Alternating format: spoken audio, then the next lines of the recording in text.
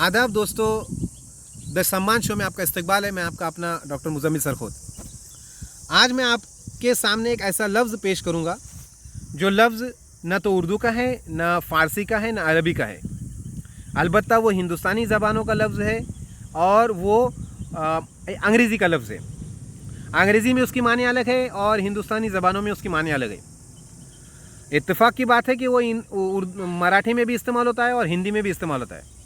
इस लफ्ज़ के नाम से एक फ़िल्म भी बनी है जिसमें शबाना आज़मी और स्मिता पाटिल ने किरदार निभाया है। कुलभूषण खरबंदा भी उसमें है। 70-80 के दौर की वो फिल्म है। वो लफ्ज़ वो है जो कभी अपनी मानी के साथ ये बताता है कि आप कहाँ खड़े हैं, और कभी वो लफ्ज़ वो है जो किसी लफ्ज़ के ताल्लुक़ से आपको पूरी डिटेल दे देता है, पूरी असलियत बता देता है। और कभी कभी वो लफ्ज़ जो है अपनी मानी के साथ आता है आपके सामने और आपके सामने फाइनेंशियल सूरत हाल को रखता है, इकोनॉमिक सूरत हाल को रखता है, माली सूरत हाल को रखता है, मुआशी मंजरनामे को आपके सामने रखता है। वो लफ्ज़ कौन सा है? वो लफ्ज़ है अर्थ। अर्थ की एक मानी है जिसका मतलब है, जिसका मतलब मीनिंग है, और एक मानी ये हिंदी और मराठी में इस्तेमाल होता है, और इसी हिंदी और मराठी में लफ्ज़ यही अर्थ इस्तेमाल होता है, इसी तलफ़ुज़ के साथ, इसी स्पेलिंग के साथ ये लफ्ज़ इस्तेमाल होता है। और उसकी मानी उस वक्त होती है माशियात, इकोनॉमिक्स, पैसा, जिसे कहते हैं ना अर्थशास्त्र या अर्थशास्त्री। इकोनॉमिस्ट को बोलते हैं अर्थशास्त्री और इकोनॉमिक को बोलते हैं अर्थशास्त्र,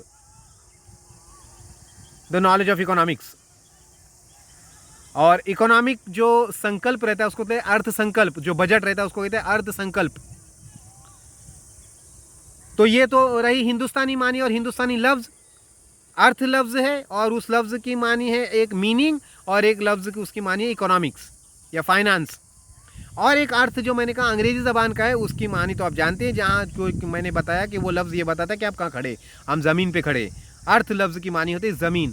तो ये जो दुनिया, लफ्ज़ों की जो दुनिया है, उस दुनिया में हम इसी तरह सफ़र कर रहे हैं और हम अलग अलग पगडंडियों में जाकर अल्फाज ढूंढ रहे हैं। हमें अल्फाज मिल रहे हैं, कभी इस रास्ते पे अल्फाज मिलते हैं, कभी उस रास्ते पे अल्फाज मिलते हैं। पता चलता है कि ये लफ्ज़ इस ज़बान का है, पता चलता है कि ये लफ्ज़ इस ज़बान का है। कभी ऐसा है कि हमारा शनासा लफ्ज़ होता है, कभी हमारा नाआशना लफ्ज़ होता है। इसी तरह ये लफ्ज़ों की दुनिया है। इस लफ्ज़ों की दुनिया में हम जी रहे हैं।